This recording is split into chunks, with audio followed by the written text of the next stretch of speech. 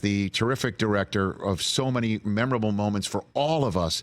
And Don Mischer's new book, 10 Seconds to Air, My Life in the Director's Chair. I'm holding it in my hands where all books can be acquired, available now. Great to see you, Don. Good to see you, sir. What's the first thing you ever directed? Oh, my. Probably my sister and my brother when I was making home movies. Is that right? No, right. So then the first paycheck you earned directing would be the what? first paycheck I earned was nothing, you know. Really? But yeah. No, I'm trying to think. I went to school at the University of Texas. Mm-hmm. I did not study television. I ended up in television as a result of it and got a Ford grant to stay there and learn the craft of television. Mm-hmm. And so I probably directed some talk shows and stuff like that in the beginning. Mm-hmm. But that's where the passion was lit, you know, and where I decided I'm going to give this medium a shot. Well, then what's the first big major live event that you directed then? Wow, probably. Well, the first big thing I directed. Mm-hmm. was not live. It was a show on PBS called The Great American Dream Machine, mm-hmm. which at the time, Time Magazine said was one of the 10 best shows, you know, in the air. It was an eclectic magazine show. Directing, I think it was probably the first live show was directing the Houston Symphony, mm-hmm. Which we did again for PBS. Then it was called NET.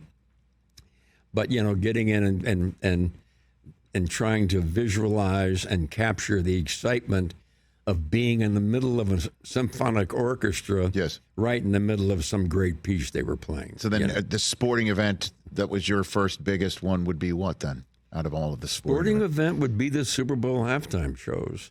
Now, I did opening ceremonies mm-hmm. and closing ceremonies for, like, the Olympics mm-hmm. in Atlanta, the Summer Games, and the Olympics in Salt Lake City in 2002, mm-hmm. The Winter Games. So there was certainly a sports connection there. But you know, it's just you know what we went through and all the stuff that we did. It was just a really great experience to do that. And the first Super Bowl halftime show you directed was Michael Jackson in 1993, and that happened because in 1992, mm-hmm. the halftime shows were not much at Super Bowls. In 1992, CBS had the Super Bowl, and they did dancing snowflakes on the field. And what happened was that they got challenged in 1992 mm-hmm. by In Living Color, a black comedy sketch show. Yes, sir.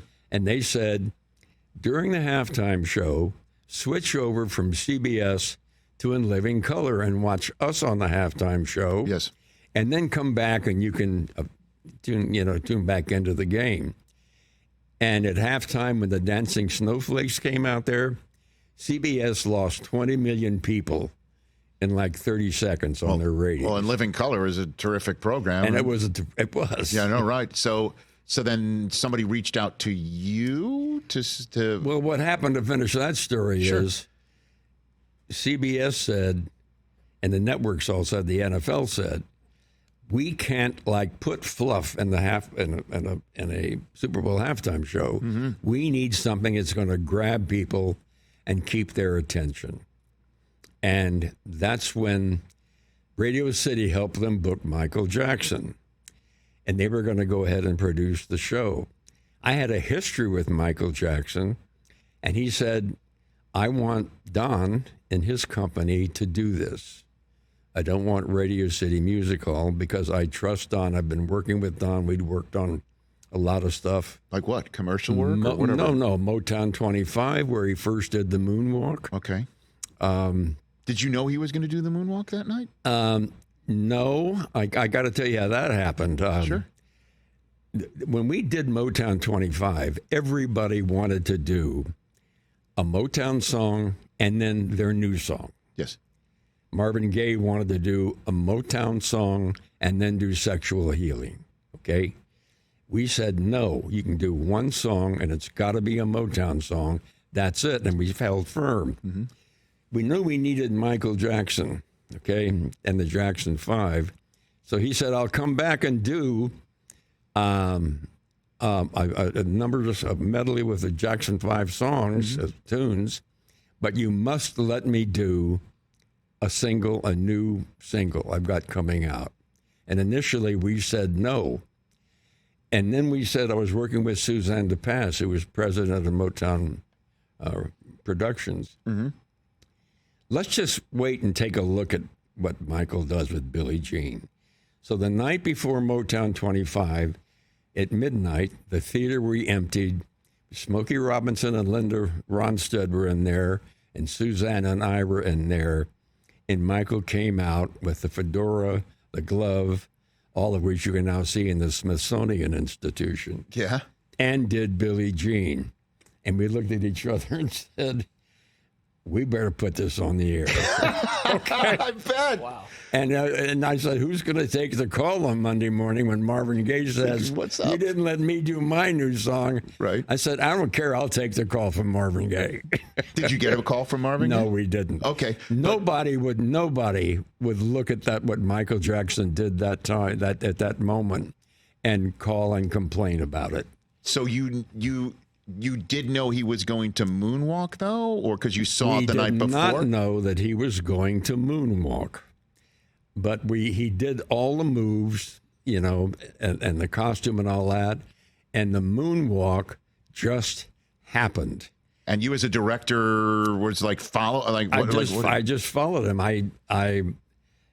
The most interesting shot on Michael was a full figure shot. Sure. What we call a head to toe. Mm-hmm. And so I had that all the time on him in case I needed it. And when he started the moonwalk, there was no question about it. I was also at that time working with Mikhail Baryshnikov, the best ballet dancer of our century, Yes, sir. defected from Russia. He said, that is the most amazing piece of dance and choreography I have ever seen. And it lives on in history. Don Mischer is here. So many great stories. 10 Seconds to Air, the new book by Don about all of these stories. And so Michael doing that halftime show, what was that like for you in the truck, in the chair, whatever? First of all, we had to figure out a way to get a stage out there that would not damage the field. So we designed a stage that came out in about 22 pieces. It weighed tons. It was on soft balloon tires. It could be rolled out, connected together. It had a little dressing room for Michael. It had his band. It had wind machines, pyro machines, all this stuff mounted in it. And part of the fun was seeing, can we get this damn thing together in the 3.5 minutes we had to put it together? And we just made it. And but Michael, it was magical. I mean, Michael was a guy who, if he came into this room, he would just sit in the corner and be very nice and polite and all that. But when he gets on a stage, he takes control. I will always remember the first meeting with the NFL and with NBC. I brought Michael in, and Michael went around the room and introduced himself quietly. We sat at the table, and the first thing Michael said was, now the first thing I want to do is move the start of the game 4 hours later so that my halftime show will be in the dark. And how did that go? That's in L.A. Yeah? There was silence in the room, and I said, Michael, that means that people are going to be seeing you at midnight in New York. It won't work, man. So that's your way of convincing Michael Jackson. Yeah, the Super Bowl halftime is not going to move the kickoff. Wow, that is that's funny, one Don. of the things dealing with the artists on the halftime shows. I'm sure. Wow. Yeah. The first thing you say to them is, this is not your show. You're not 100% in control of it. It's not like going out on tour and playing a big venue like the Hollywood Bowl. You are one cog in a whole wheel that is called Super Bowl Sunday. You're one little piece of it, and you have to obey and follow certain rules and preconditions. Well, and some of the rules and preconditions as it turned out to be. And I love hearing how, because again, we take it for granted now watching these halftime shows where the stage comes out and it just goes like clockwork and it's elaborate and it's something that's remarkable how they put it together so quickly. And you were doing it for the first time and how it was Michael Jackson and everything else involved. Prince, I remember part and parcel is you got to show up on a Thursday and you've got to have a press conference and you've got to do this and that in front of the sports media. And Prince, I'll never forget, said, I am not taking questions. I'm just going to do a couple songs. Yeah, well, Prince said to me, I don't do press conferences. Mm-hmm. And I said, but there's going to be 500 people from the media here who want to see you and all that. He said, look, I'll pretend like I'm going to go up and ask her a question, but what I'm really going to do is sing a song. And that's what he did. He just sang a song at the press conference. It's unbelievable. It was truly one of the most remarkable things. And I thought like that would be the takeaway of Prince's week. But then, of course, the rain, I was always worried about the rain. I mean, Prince, his stage was designed out of Mylar. It was kind of a mashed up male and female symbol conglomeration. Mm-hmm. He had two dancers called the twins, real long hair, 8-inch heels, and it was slippery to begin with. And when it rained on it, it was treacherous. And so I didn't sleep the night before because I said, what happens if one of them falls down? Do we just keep going and step over her? Sure. Right. I know. I mean, what do we do? And the funny thing is that counting down to Prince, he's underneath the thing ready to go. We're like 30 seconds to going on there for the halftime show. Mm-hmm. All of a sudden, the heavens burst open and it just started pouring rain. What'd you think? Well, I called him immediately on my walkie-talkie and said, hey, man, it is really coming down now hard. I just want you to know. And he said to me, can you make it rain harder? He did say that. He said that to me. Prince saw that as an opportunity, and he used it to give a performance of his life. I mean, the New York Times still calls that halftime show the best halftime show ever. Well, and rightfully so, Don. Yeah. I mean, and even people who maybe haven't seen 50 of them or half of them, obviously, that used to be up with people and stuff like that. But that is truly. So you're sitting in the director's chair, and you must have had so many options of iconic imagery, right? Yes, I did. And that was great because a Super Bowl is covered with about 26, 27 cameras. Right. And I had a few of my own in there and a few of my own cameramen. So I had like 30 some odd cameras. Wow. And we were, what happened with that is it prompted Prince to elevate his performance and meet the challenge. The water started hitting the hot lights and it created a steam effect that kind of floated against the stage. Water hit the camera lenses and created hexagonal stars. And it became, it took my breath away. It wasn't planned. It happened.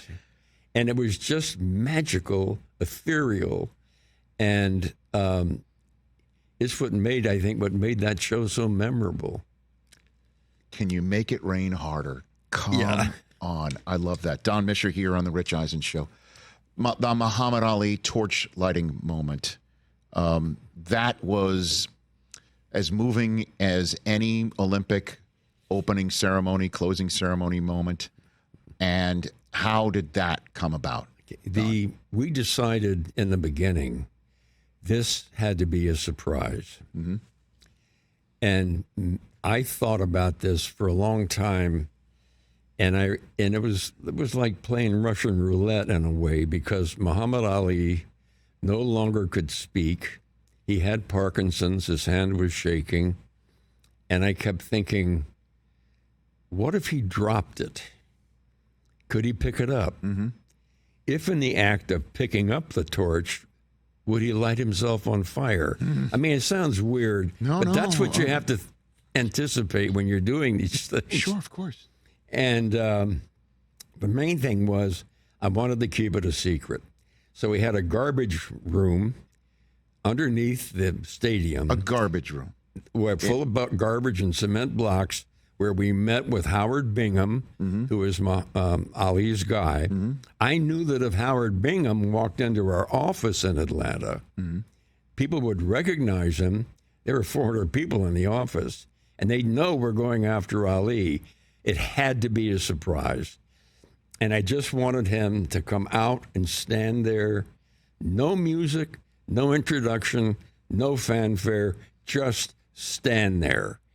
And I was cutting the camera feeds, and I let him stand there for like 12 to 15 seconds on a wider shot because I wanted people to wonder, who is that? Sure. And they did. And they were saying, is that Ali? Whatever. And then I took a closer shot of him, like a waist shot, and the place just erupted. I mean, and the people were crying in the audience, and it became one of those memorable moments. But keeping that a secret, had everybody known it was going to be Ali, it would not have had the impact that it did. And even Bob Costas and Dick Enberg, who were narrating this, commentating on it, they did. I said to Dick Ebersol, we cannot tell them who this is going to be. He knew Dick Ebersol, obviously. Dick Ebersol knew. There were about 4 or 5 of us who knew. And Dick honored that, did not tell him.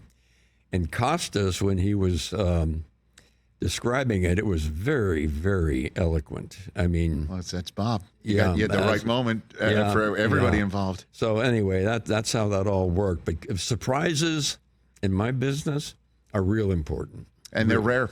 They're rare. And they're rare. And it's hard to keep them a surprise now, too. But, the deal I had with Howard Bingham was, because I didn't know if I could trust the Ali camp. I said, if word gets out that Ali, even if it's as late as the morning of the opening ceremonies in Atlanta, if the word gets out that Ali's going to be doing it, I have the right to change. And I'm going to put Evander Holyfield in, who is also from Georgia. Yes. And let him light the torch. Because I had to play tough on it because I didn't want it to leak. Wow. That's tough. Yeah. Yeah, well. That's the real deal. Wow. Don Mischer here on the Rich Eisen Show. In a couple minutes I have left, I can go in so many different directions, but I'm going to go in this direction. You directed 3 Academy Award ceremonies, right? Yeah. And you as the director are the one who decides to start playing the music over speeches that go too long? Yes. How does one go about this process, Don? That's really like playing Russian roulette. I'm telling you, here's what often happened when I did that. Okay. You're pressured with getting the show off the air on time. Of course. The ratings stay good if you get off the air on time. So there's this constant pressure.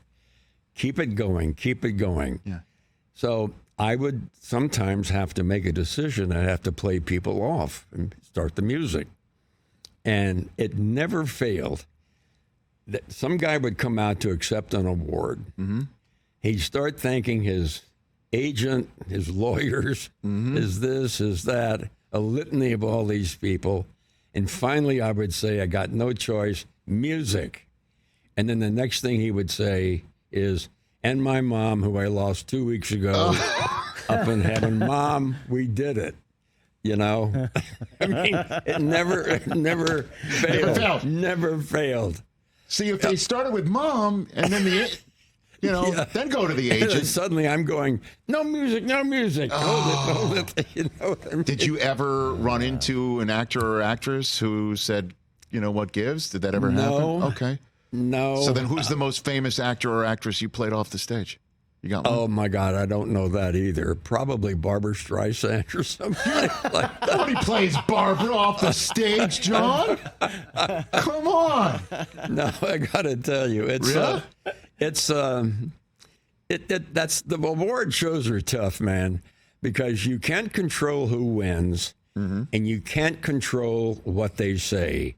And those are the two things that make award shows memorable and successful. And that's where the heart and the emotion is. Yeah. And you, as a director or producer, you can go wrong more than you can go right on an award show. But they did put my kids through college. This book, everyone should get it. It's called 10 Seconds to Air, My Life in the Director's Chair. That rhymes. Don Mischer. Don, I could literally talk to you all day, and I appreciate you coming here. You are a legend. You are a legend in this business. Thank you. And it was an honor to have been anywhere near your halftime shows as I was in the early parts of NFL Network, and getting to interview some of these acts that you then brought to life. It's awesome. Well, thank you, Rich. It's fun being here and fun talking with you. Same, anytime. Okay. Don Mischer here. Everybody should get his book. So many great stories in it. Catch the Rich Eisen Show every single day on the Roku channel, 12 to 3 Eastern, for free.